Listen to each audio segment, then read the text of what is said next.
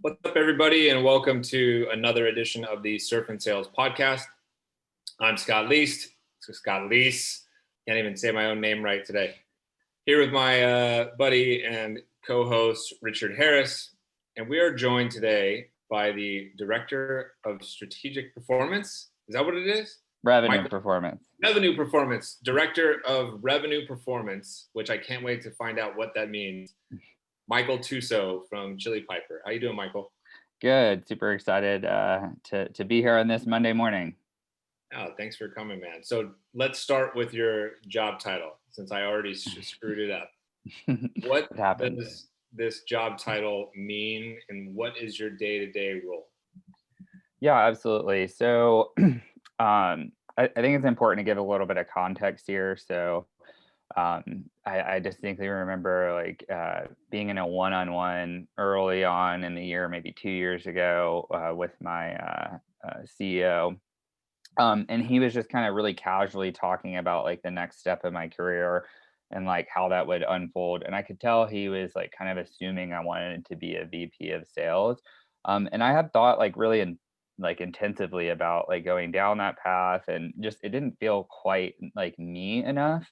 And then along that same trajectory, a lot of like my friends who are VPs of sales, I know dozens and dozens of them, they just didn't seem like the happiest with what they were doing and just always stressed out. And then coupled with like, attrition metrics being around 17 months for the average tenure of a VP of sales, I'm going on 3 years, in my role. And so I kind of just didn't like the story that was being painted. And I also thought that, so much of like being a VP of sales, like kind of felt like, oh, wave your magic wand and make sales appear, as if like other departments don't have a stake in what happens as a business. And so I've kind of used the kind of platform of like why I created this title for myself to like openly talk about like what VPs of sales are facing, and how the stress I see like on a lot of my friends and colleagues' faces, when they really do kind of like have that feeling like, oh, I'm like the one responsible for revenue. And I think a lot of this thinking has to shift. And so we let it sit and gave it a couple months, and um, uh, we sort of toyed around with some other different names for like the title that I could have. And then he was like, well, what do you enjoy doing? And I said, coaching and training is the reason why I came here. So the predominant function of my role, it kind of like sits in between sales enablement and what a director of sales would do. I own the coaching and training at Chili Piper. I work on some other initiatives as they come up as well, but like the day to day of my job is like I'm really focused on the enablement, coaching, and training of everyone in all revenue teams at the company. So that's what I do. Gosh, Richard, Michael's speaking my language around the life and times and trials of a VP of sales. And yeah, I think someone should write a book about it. Actually, that is coming out. I want to be Robin to Michael's Batman on this. Exactly. Subject. Scott, you're never happy being Robin to Batman. Good for you, Michael. Good for you, Michael, to have the foresight to recognize everybody in those roles around you and make a different decision and take control of your career and kind of choose a different lifestyle or level of job satisfaction or stress and whatnot. I think it doesn't happen all that often. I think it's a bit rare. So you landed in the right spot where you're able to make that happen. Has it been harder? I assume it's been harder to coach and train over the last few months. I know Chili Piper's been fully remote since inception, so not so much from that angle, because you've been doing it this way for quite a while. But is it harder to coach and train now because the team maybe feels more pressure, or they're dealing with new objections and powerful objections and that type of thing, or is it still kind of same old? Because of some decisions that we made like prior to everything going on in 2020 and kind of how we lead in the company and just funding announcements and things like that, the vibe in the company is very much like, if I had to summarize it in 2 words, it's let's go. Like that's just like the vibe I get from everyone. It's like really focused on execution. And we just got off of some of our best revenue months, ever. We just closed our Series A, towards the end of the summer.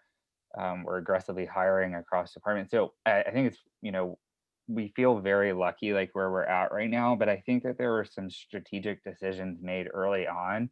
In kind of March and April, I saw like lots of like fear-based leadership.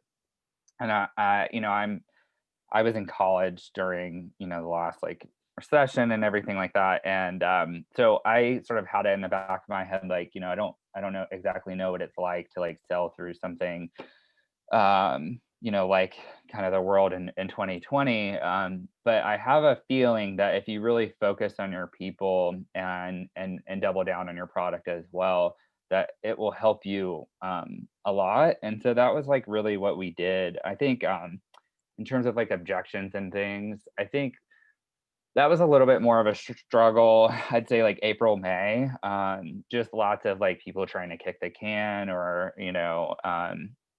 everything kind of became an excuse of like, oh, COVID. And a lot of it was real.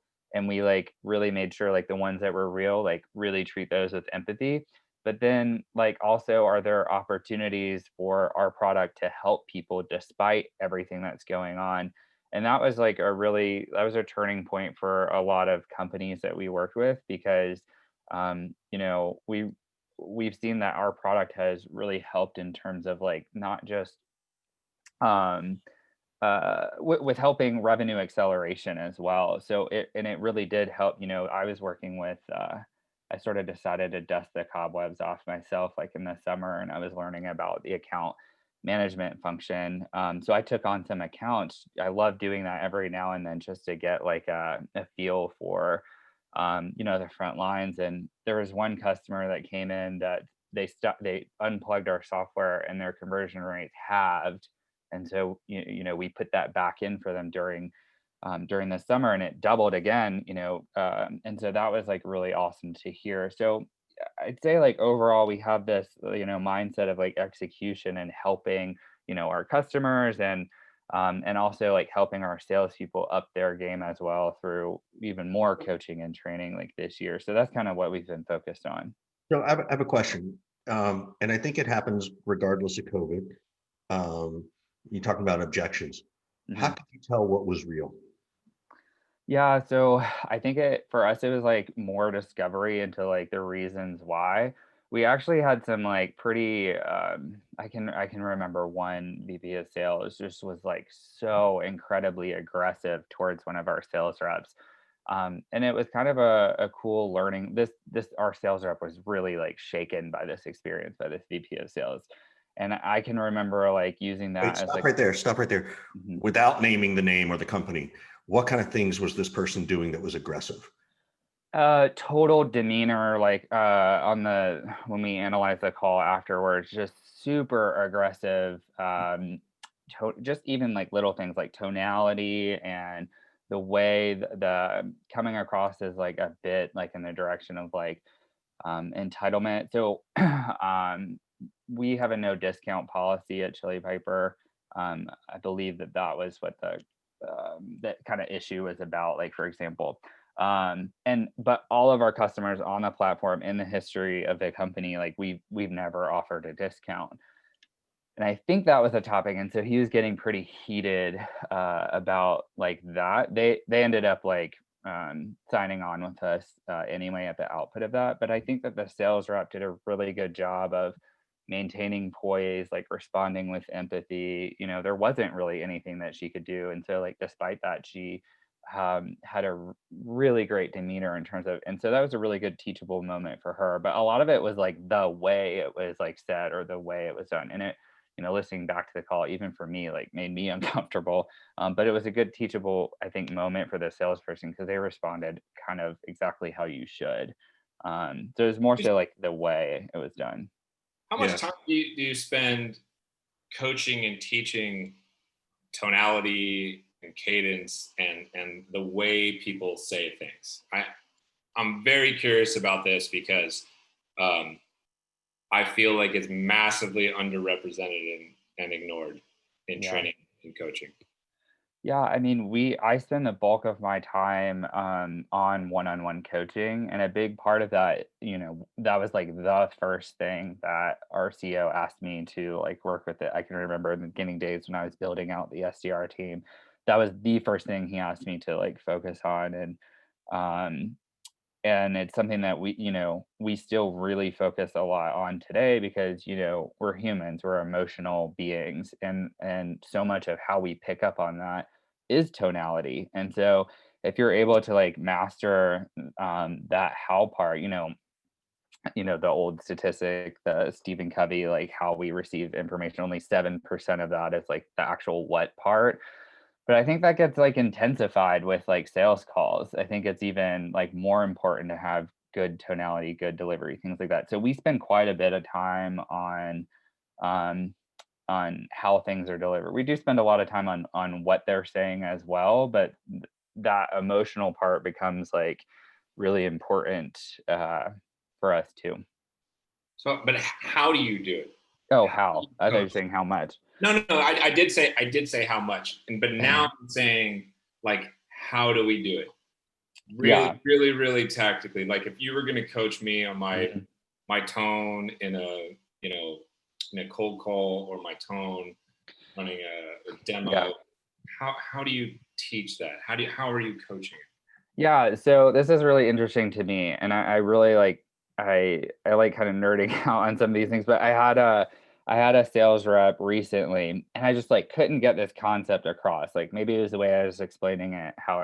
However, and then I was like, you know what? Like, let me do the role play, and I want you to feel what it feels like. An example A, an example B, and it led to like a really cool breakthrough, like going back to what I said, like we are emotional beings, and I can tell him like and explain to him all day like logically, but until he like feels and really understands like in his bones like um how to do it, or how to it's going to be really hard for him to execute. So like little things like that I feel like really add up. So I was having him do mock role plays over and over, and then I towards the end of it I flipped it and I did multiple examples with him, and he had this really awesome aha moment, that enabled him to like execute so much better the next time, and it was because he like felt what it felt like to be the prospect. So we try to do like little things like that. Like if I do a demo of a tool, I share it with the team. If I get an objection, or if I give an objection, I like someone's response, like I share that with the team. There's a lot of these like micro coaching opportunities that isn't just dictated by me. Like I try to make it so that it's built into the organization, so it's happening kind of irrespective of what I do or if I'm present or not. So I try to do little things like that to build it into the culture. And then if I am in a one-on-one like analyzing, um it's asking like lots of indirective questions, like getting them to think about like the why, like why would they feel this way? Why would this happen? Like lots of like, indirective type questions to really get them thinking. I don't think that we do enough of that. And, if they come up with the ideas, I feel like they're like so much more likely to remember it and execute it and things like that. So that's why I really take like a peer-to-peer learning approach, and not just like a centralized like, oh, like I tell everyone how we're going to do things. So um, those are a couple of things top of mind. I got a couple of questions. So you guys are built remote, so this is probably much more intuitive to you guys. Mhm. How do your one-on-ones roll? Like, is it still 15 minutes once a week? How do you do it on Zoom to make sure you're not creating more Zoom fatigue and all that kind of stuff? Or is it already so baked in with your organization that, we don't really experience a ton of Zoom fatigue? That's a good question. I think that I don't really feel like Zoom fatigue. I had never even thought of that until 2020, personally. And I think when you come to Chili Piper, there's this like a little bit about like what you're signing up for, because like many of these people that we have attracted previously they wanted that remote, and I think they kind of like knew that you kind of know when you're signing up for a remote company, like you're going to be doing a lot of Zoom meetings. So I've never heard anyone like mention that, and I haven't experienced it myself, like, but I think we're a bit unique in that sense. Um, so so yeah, that's the main thing. So I don't think we really struggle with that internally, It's the Zoom interesting. part. Yeah, because I've decided, I mean, I started talking about a little bit is that Zoom fatigue is just bullshit for people who finally realize they've allowed themselves to be overworked. Mm. Like that Yeah. like it's their own fault. Like it's just your Yeah. excuse factory. Stop it. You know, but the next question is I want to go into deeply on is scripting, right? Mhm. Scott and I are big proponents of scripts. Mhm. How do you balance scripting with your team? Because it sounds like that's what I mean, to me, that's what role playing is anyway. It's developing your script, Mhm. right? That's why you do it. Do you get much resistance to scripting it at Chili Piper? Or is it like, no, we get it. Like, again, it's just so baked in because this is how we do it.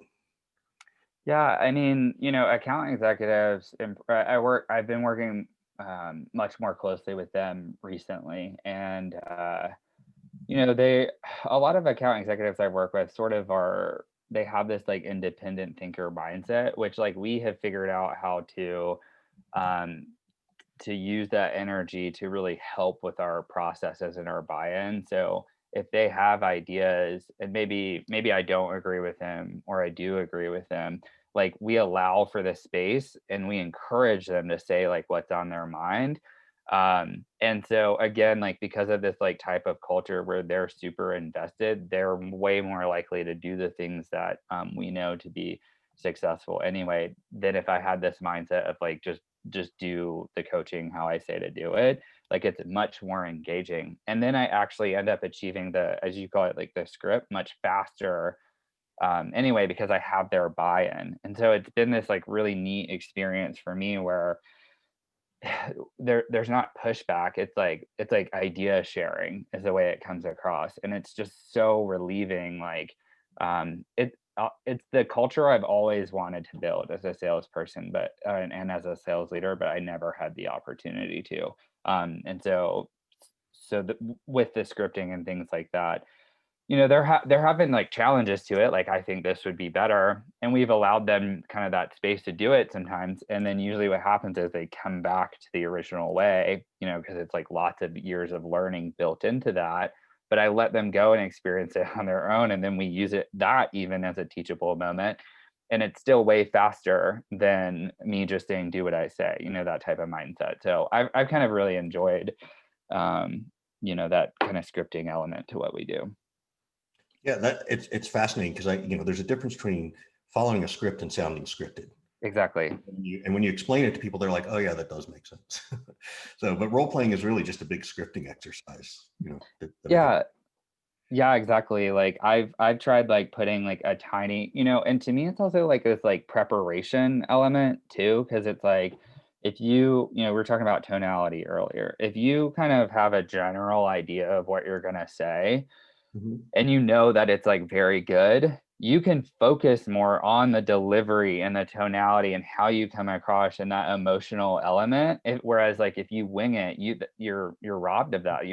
It's really hard for us to both be focused, on the message You can't and listen and delivering talk it. at the same time. Like for me, I always teach it as like the more you know your script, the easier it is for you to listen. You Yeah. can't pay attention to other nonverbal cues, right?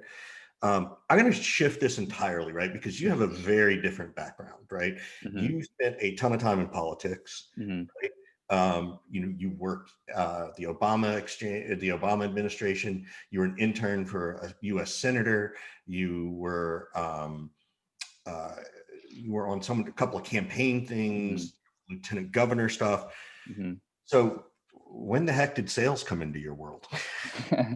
Yeah, so in college, I was crazy and thought that I should run for student body president as a freshman, like literally like few months into being on campus, and no one expected me to win, and I don't even think I expected to win because I had a student body of 16,000 at the time, but I did.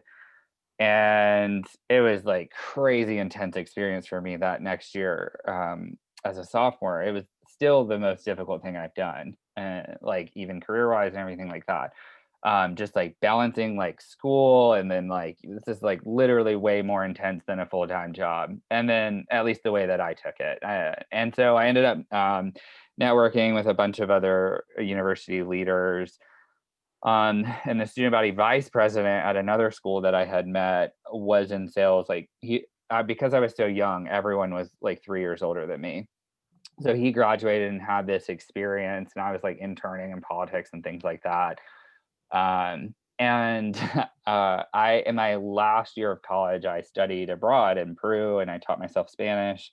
And then I was like, someone sent me this book that was like, don't go in the corporate world like right away. And then I had this like mindset of really like exploring the world as like a 22, 23-year old. So I graduated college, started working for a consulting firm. Then I was like working around the clock on this lieutenant governor's race. We won the primary by 40% of the margin, and then ran a super intense in a swing state, super intense campaign, and we lost by 6,000 votes. It's kind of good timing for that. We just obviously went through an election, and we are all aware of how close things get. But 6,000 votes, I think it was like close to 5 million cast or something like that. That's like my neighborhood is 6,000 people. So it was super, interesting. And then I kind of had this thought like, what about this sales thing? It's really similar to politics, but it has no expiration date. Politics, you're done in November. And then I literally saw that friend post on Facebook about a job opportunity doing sales abroad, and I was like, this is too good to be true. And it wasn't too good to be true. Like so many of my mentors today came from that opportunity. And I basically was an SDR traveling through South America and Central America. So your first sales gig was overseas. Yeah. This dude punches above his weight class, everything, right? Freshman, I'm going to run for office and win, right? Then I'm going to go to this primary thing and win. And it's like, sure, like there's this lack of fear in you, Michael, which is beautiful. It's a beautiful thing inside of you. So that's awesome.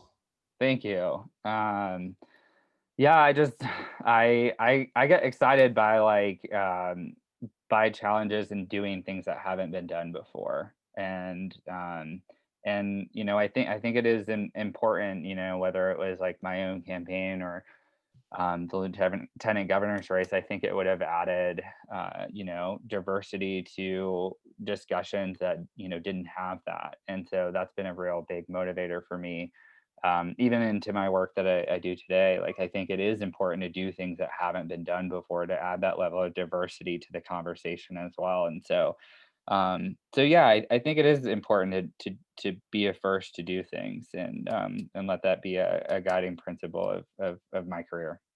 Now, what was it like selling in Costa Rica? I don't know if you know this, Richard, but this is where he started, was in Costa. What is like a Costa Rican sales floor look like?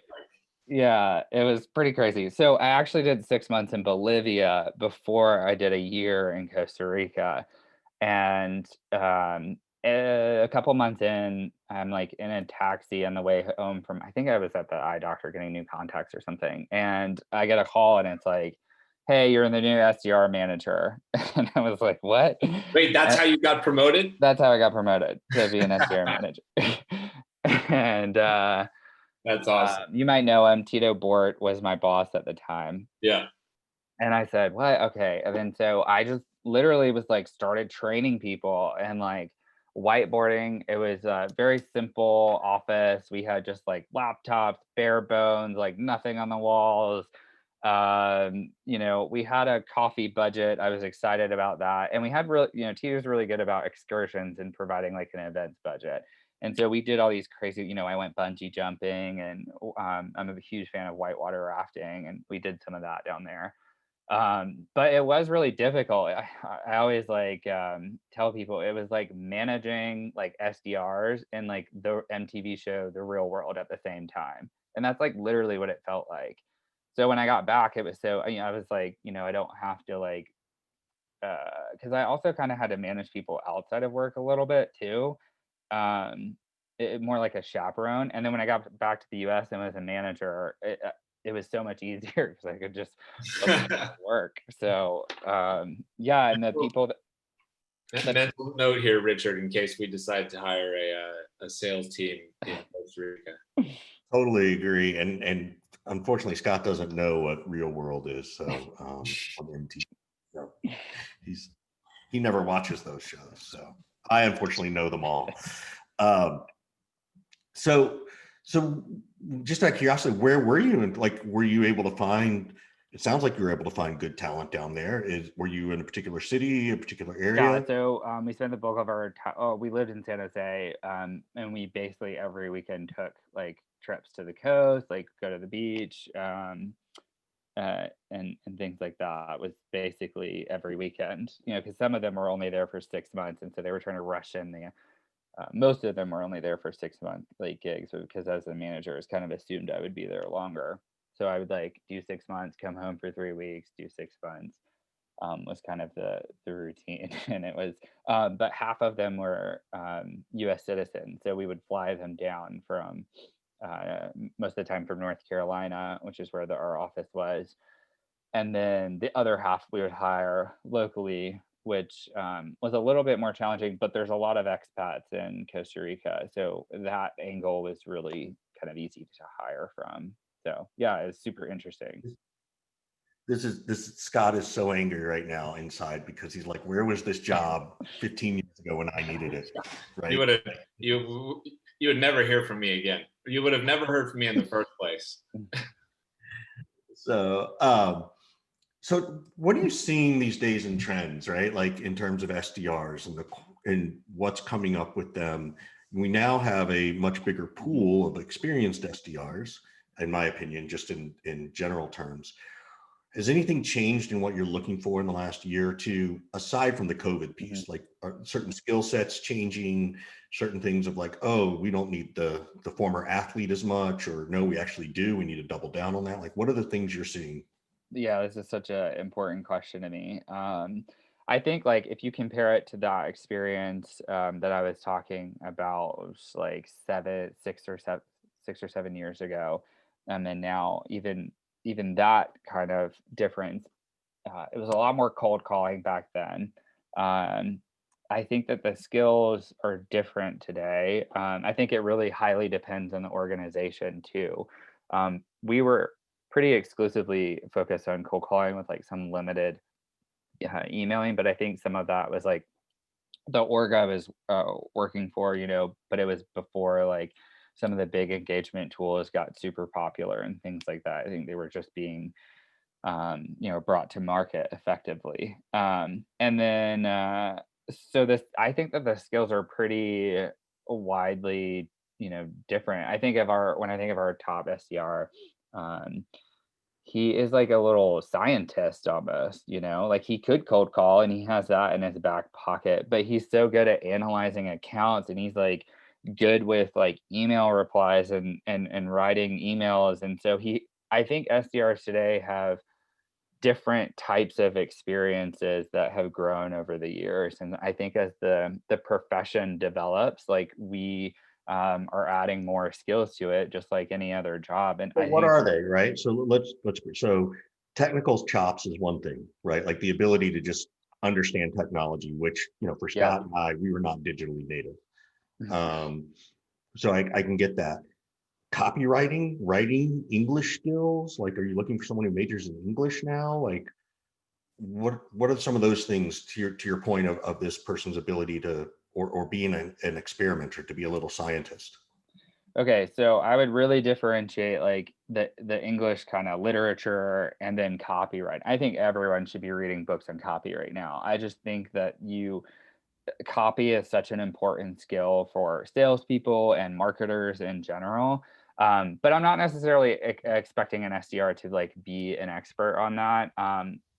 let me be specific. One of the things that I think the engagement technology has done is it automates a lot of the things that we're asking them to do, like the calls, the emails, the LinkedIn touches. All of these things are automated, and then it becomes even more important to focus on the human element. And so that's why copy is so important. But so, for example, one of the things SDRs usually struggle with is like once someone replies, like what do they do next? And so there's so much white space there for improvement. So I remember one month, December of last year, actually, I just focused on that one thing with the SDRs, and their numbers went up like so much because there was so much room to help them think through, and it's still sales, right? It's just done over email. Like if someone has an objection over email, how can you move past that and still get them, interested in your product? And we just did a little bit of work there, and it had really big results. So I think this like human element becomes even more important as you're automating the things that So what people kind are of things doing. are you teaching them, right? Like, well, two questions. One, what kind of things are you teaching them? And two, is there a resource, is there a simple ebook yet of here's the kind of stuff, and to your point, not just SDRs and Mhm. BDRs, but AEs. So what kind of things are you teaching them specifically? And then where else can people learn about that? Yeah, the ebook is fair. It's something I've always wanted to do. Haven't yet. For example, we bring in a lot of outside learning. So, Never Split the Difference is a big book that we have everyone in our sales team. But specifically with the SDRs, we practice mirroring prospects through email specifically, and we have some really awesome examples where one of our SDRs replied back to an email literally in the same like paragraph format, using the same type of language, like right back to the prospect, and it worked like a charm. That's just like one example. Another example, one SDR, the most common thing I see is the SDR tries to respond back with something that isn't the main concern of what the prospect was bringing up to begin with. And that's been at Chili Piper and previous companies I've worked at. And so I really try to get them to focus on like, what is it that this person cares about in this specific objection? And if you address that, then you can get whatever the next thing is, whether it's a demo or them to bring someone else in on a meeting. That's like the biggest thing, hands down, that I notice is like just addressing specifically head on what the person is like most concerned about. So I spend a lot of time on that specific thing. Like I said, mirroring is a big one as well. We don't do as many calls anymore, but when we did, I really encouraged people to do like warm calls, whether they're an SDR or an AE. It's so much easier to just say, hey, let's hop on a call for 5 minutes and talk this out. I see like a lot of like people trying to do almost like a full negotiation over email. So I think that there's still a lot of opportunities for us to use the phone maybe in a different way than we have before. So like little things like that. So I mean, we've focused on the phone and and email and copywriting, but there's a lot of other skills that are emerging or have emerged or will emerge. Can you talk about some of those? Like, for example, here's a skill set that you have to be good at now, that didn't exist when Richard and I were first getting started selling, Yeah. and you maybe, Yeah. video prospecting. You didn't Yeah. have to be good in front of the camera, right? You didn't have to tell a story, be funny, be cute, whatever, to get somebody's Yeah. attention. Hmm. And just maybe content creation in general, Yeah. utilizing every platform you can think of. So there's a couple, and maybe you could speak to how you think about coaching and teaching on those skills, and maybe any other skills that you see developing down the road. Yeah. I think one I would the first one that comes to mind is targeting. I think a lot the SDRs I've worked with in the past like 5 years have more freedom, I think, in targeting than I did when I was an SDR. Like I was literally told just call this list all the time. Our SDRs here have freedom. We give them the ICP, we train to it, we show them how to do it, but then they have the tech tools to build their own list as long as they're, operating by the rules. So I would add like targeting is like a big one to that list. The social element for us at Chili Piper has been big. I didn't do any of that as an SDR. Our team is like pretty active. Like we've even done like trainings just on social media and how to get people to engage with your content. So those have been like fun examples that we've done as well. We've even done trainings on like neuroscience. I didn't do any of that as a as an SDR. That was like super fun. There was a book written called The Enigma of Reason, and there was an article. I sent it over to our CEO, and he like absolutely loved the book. And then I asked him to do a training on it after he read the book, and it was like super fascinating. So like I didn't talk about neuroscience as an SDR. The video component. I love when I receive like a quick, like straight to the point, like Loom or Vidyard or even Zoom video. I think that the reason why I like it, and even with some of the good cadences that you see, is that it's the good ones are really experiential. So it's not this like, oh, like, hey, I see that you're the director of revenue performance. We can help you improve by 5x. Can I have 15 minutes on your calendar? If your emails sound like that, I would like, let's talk, because that was when I was an SDR, and we shouldn't be using that messaging anymore. So I think that there's a lot of areas: targeting, video, social. To your point, like everyone is a content marketer now, which we talk about, copyright. There's a lot that has changed. Now, let's say that I'm a head of sales, and I would love to get budget to have somebody in charge of like training and development. Like I need to hire a Michael. Okay. How are you measuring your impact? What are the KPIs, if you will, that Michael is judged on, and I assume as part of your variable compensation, right?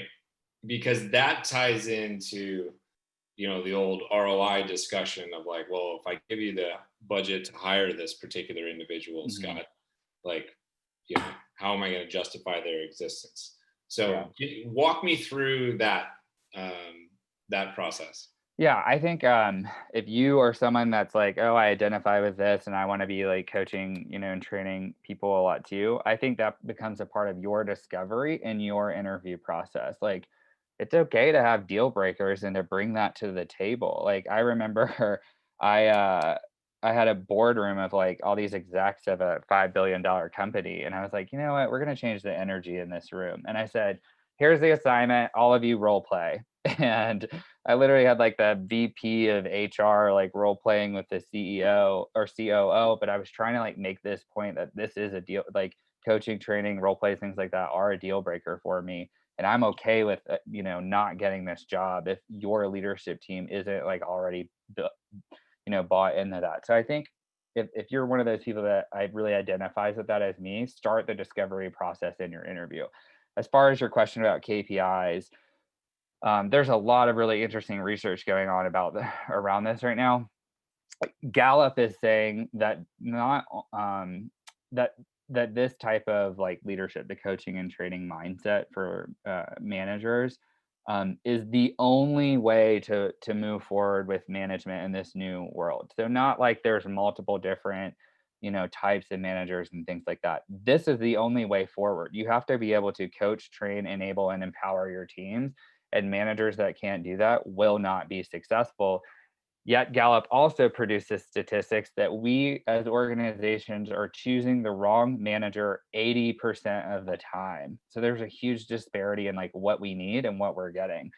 And so we've been other knowing metrics for years. I think we all know that. Exactly. Right? Like that doesn't surprise I don't know about 80%. If Michael would have said, how often do you think we're selecting the wrong managers? I would not have said 80%. Yeah, but Scott, you're very good at it. You are like kudos to you, man. Like I've worked for you, I've worked with you. You not only that, but you're also a manager who teaches managers how to manage, Exactly. which Yeah. is very different than a lot of other leaders.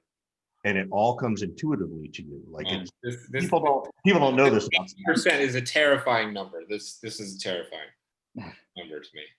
Well, there's also good numbers too. And I think some of those good numbers are like for, on conservative estimates, every $1 you invest in coaching, you get back at $7 or $8. There's different stats out there like that too. And I think to me, those are the stats that I grab onto, and I can see it every day, and and what I do, and also how the reps engage with a culture that is coaching based, as opposed to like a culture that is fear based, and that coaching based culture is one that it's the number one thing that people tell me like why they want to come work at Chili Piper, and I think that's a really awesome thing to kind of to be people's number one reason to want to work there. So, but yeah, that $1 to $7 like super important to me. But also, I am judged on the onboarding and enablement of, but also the continuous kind of education of the team. So I've even had in the past like conversion rate metrics.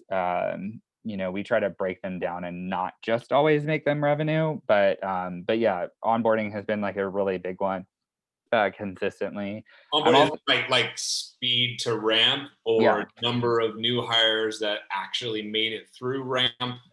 Both. We do both. I'm a bit unique too in that I'm also like involved with hiring, which I really like because I'm able to kind of track what's going on in onboarding too. And I know like maybe like enablement professionals don't always have that. Um, but just because I've been with the company since like the super early days, like that's something I've retained doing is like a lot of the hiring, which has been really awesome to be able to track. Okay, is what we're looking for tracking and pacing to the things that we look for later that also correlate to revenue down the line, and how can we iterate and learn on that. So that's been one I've been like really focused on too, but also really focused on this continuous education piece. So yeah, conversion rates have been like a big one for me. I've actually never had a strict revenue goal because we try to break them down into like smaller, more digestible goals for me. That's super interesting. I've got two questions for you. And before we do, just a quick shout out to our sponsors of Lead 411, Vidyard, Gong, Perception Predict, and Find Them. And you should go check out Find Them, by the way. They're supposed to be able to help you find those A+ players who are sort of passively looking. But two questions. So one, how long do you think, and granted you would be, the exception, how long do you think it takes to build a good coaching culture into the organization? I think that if you have like if you're a founder or starting a company, like I think you should start at the beginning. Like it will never do you wrong. It's kind of not just like my attitude, but like a lot of the emerging like leaders are really grabbing on to these concepts. Um, and so I think you should invest as early as you can. But if you haven't quite yet and you're like, how do I make that transition, I would dedicate people to this type of to this type of role. I think that it only has good repercussions for your sales team to be in that coaching like mindset, and I would actually like put resources behind this idea of like coaching and training. I think one of the biggest with 50% of salespeople missing quota on at a conservative metric. I think it's fair to say that salespeople can learn a little bit more on how to do their jobs. And I think so often, I think back to like when I was a sales rep, so much of it was like make your calls, do your dials, hit your revenue, like here, or you're going to be on a PIP. Like, I still have some of those things in my mind. I was like, that's just like not the most transformative way to lead. I literally remember being in onboarding, and then there's a class of 9 of us, and just after a couple of months, boom, 6 of them are gone, whether they attrited. And the month after that, Did you work with me at Leapfish under Scott? Like, this was Scott. We've all been there. We've all been. Yeah, So, exactly. Yeah. Sorry, I interrupted you for a slight jab at Scott. So. No, you're good. But I just think that, like, if we spend even a little bit more time showing people how to do things, it just makes it so much better. Yeah, I completely agree. Well, so this is our last question we always ask everybody, which is, what can we do for you? How can we help you? Yeah, with a lot of things. We're there's sort of 2 things top of mind for me. I guess one of the big things is attracting talent in the enterprise space. So Chili Piper has been really focused on. At first, we were kind of split by geography, but our new transition has been splitting by market. So we have a mid-market team and an enterprise team. We just brought in a SVP of sales in this area, but also, like, super curious, like, your thoughts or any advice for going upstream and building out. How would you build out different processes for enterprise versus mid-market? I'm going to let Scott tackle that one first. Oh, thanks, Richard. I mean, the first thing that I would do would be to bring on people and try to attract talent who've done it before, so you don't have to invent everything from scratch or do as much planning and research ahead of time. I always try to bring in people who have a really good understanding of something, especially when I don't. Mm-hmm. Right? That way I can kind of let them lead me a little bit. So that would be one thing that I would try to do. So, as you're going about trying to bring in talent, find people who've been through this process before, not just of enterprise selling, but of taking a company and a product that's primarily been in the SMB or mid-market and taking it to the enterprise, right? So, for example, I'm thinking about my old team at Qualia. We did this exact thing. We started small, slowly moved up. Mm-hmm. Now we have an entire team that works strategic accounts, selling $1 million deals to government and stuff like this. One of those type of folks now who has done that in a startup would be a good place to kind of start on the attracting talent side, right? Mm-hmm. So that's where I'd start. Richard? I'd go so far too, and I think you have enough experience. I think there's a lot of experience where I would even try to interview some of your customers, right? Or previous customers, people you have in a relationship with that are enterprise, and say, hey, we're thinking of doing this. And what are the things that's